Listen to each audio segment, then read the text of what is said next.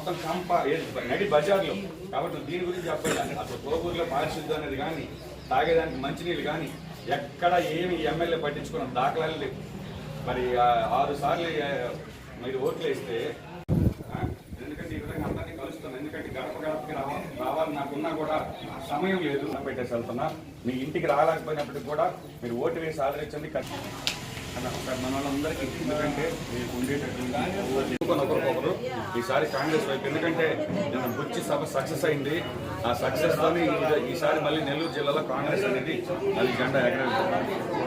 Congress party ఆలోచించి ప్రతి కుటుంబంలో ప్రతి మహిళకి 8,350 రూపాయలు చొప్పున నెలకి, సంవత్సరానికి 1,00,000 రూపాయలు లెక్కన అకౌంట్లో వేస్తే తప్ప ఈ పెరిగిన రేట్లకి పూట గడవడం కూడా కష్టంగా ఉందనేటటువంటి ఆలోచించి కాంగ్రెస్ పార్టీ నెలకి 8,350 రూపాయలు చొప్పున ప్రతి మహిళ అకౌంట్లో కూడా వేసి దానికి మేనిఫెస్టో కూడా రెడీ చేసి అందరికీ చెప్పడం జరుగుతుంది.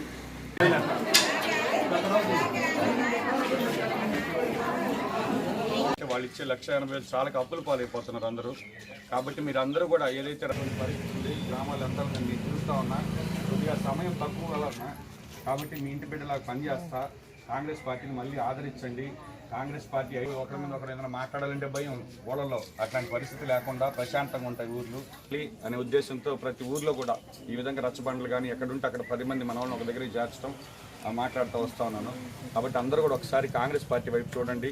అదేవిధంగా ఈ బుచ్చికి ఏదైతే ఈ బుచ్చి మండలంలో ఉండేటటువంటి ఉపాధి హామీ కూలీలు కూడా ఆ రోజు మనం కరువు పని మొదలుపెట్టింది కూడా కాంగ్రెస్ పార్టీయే. అది ఉపాధి హామీ పథకం అంటాం. ఈరోజు ఆ కరువు కాంగ్రెస్ పార్టీ ఎన్నికల ప్రచారంలో భాగంగా ఈరోజు రచ్చబండ అనే కార్యక్రమంతో ప్రజల్లోకి వెళ్తున్నాం. సమయాభావం వల్ల ప్రతి ఇంటికి ప్రతి గడపకి వెళ్ళాలని నాకున్నా కూడా వెళ్ళలేక ఈ రచ్చబండ కార్యక్రమాన్ని నిర్వహిస్తున్నాం. రచ్చబండకి ప్రజల్లో కాంగ్రెస్ పార్టీ అంటేనే విశేష ఆదరణ కనబడుతుంది. గ్రామాల్లో స్పందన చాలా బాగుంది.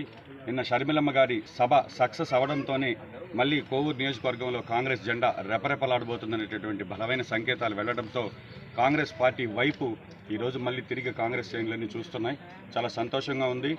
ఏదైతే ఈ గ్రామాల్లో పర్యటించేటప్పుడు ప్రతి దగ్గర కూడా ఆ సమస్యలు, ముఖ్యంగా తాగునీటి సమస్య, ఇట్లాంటివి చాలా సమస్యలు మేము ఐడెంటిఫై చేస్తున్నాం. వాటన్నిటి పరిష్కారాన్ని కూడా ఖచ్చితంగా కోవూరు అభయహస్త అనే పేరుతో మేనిఫెస్టోలు రూపొందించి కోవూరు శాసనసభకు ఒక ప్రత్యేకమైనటువంటి మేనిఫెస్టో రూపొందించి షర్మిలమ్మ గారి చేతుల మీదుగా ప్రారంభించాం.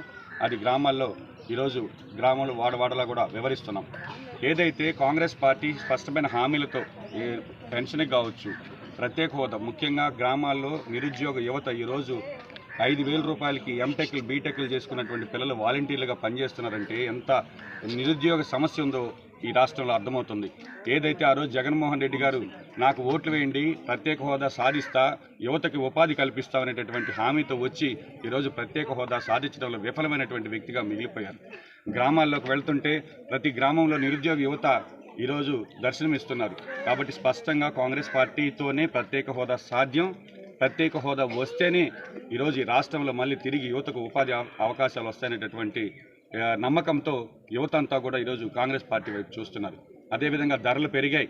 జగన్మోహన్ రెడ్డి గారు ఆ రోజు చెప్పారు, అక్క చెల్లెమ్మలు లక్షాధికారులు చేస్తానని చెప్పి ఇటు కరెంటు ఛార్జీలు కావచ్చు, బస్ ఛార్జీలు కావచ్చు, ధరాభారాల వల్ల ఇల్లు గడవడమే కష్టమైనటువంటి పరిస్థితుల్లో కాంగ్రెస్ పార్టీ హామీ ఇస్తుంది. ప్రతి మహిళకి 8,350 రూపాయలు చొప్పున నెలకి అకౌంట్లో వేసి సంవత్సరానికి 1,00,000 రూపాయలు, అదేవిధంగా 5 సంవత్సరాలు 5 లక్షలు ఇస్తామని హామీ ఇచ్చాం. ఈ హామీలతో మా మేనిఫెస్టోతో కాంగ్రెస్ పార్టీని తిరిగి ఆదరించబోతున్నారు. నేను కోవూరు ఓటర్లందరినీ కూడా నాకు ప్రతి ఇంటికి రావాలనుంది. అదేవిధంగా పాత కాంగ్రెస్ పార్టీ నాయకులందరూ కూడా ఈరోజు ఫోన్లు చేసి ఈరోజు నన్ను పలకరిస్తున్నారు. కోవూరులో సభ సక్సెస్ చేశారు, కాంగ్రెస్ పార్టీ తిరిగి పునర్వైభవం రాబోతుందని చెప్తున్నారు. కాబట్టి సమయాభావం వల్ల నేను ప్రతి గడపకి రాలేకపోయినప్పటికీ అందరినీ వేడుకుంటున్నా.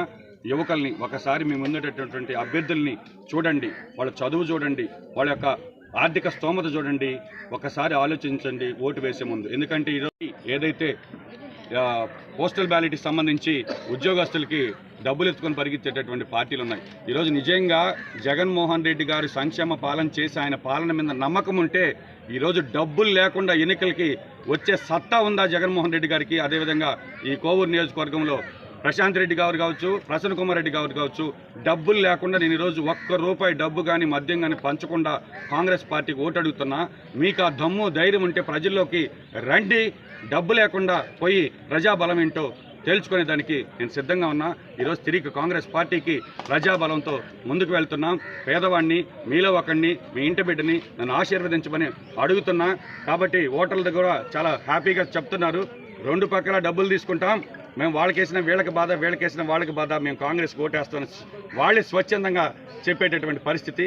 కాబట్టి ఈ కోవూరు నియోజకవర్గంలో తిరిగి కాంగ్రెస్ జెండా ఎగరవేయబోతున్నాం. అందరి ఆశీర్వాదంతో ముందుకు వెళ్తున్నాం. అందరికీ కూడా పేరు పేరున కృతజ్ఞతలు తెలియజేస్తున్నాం.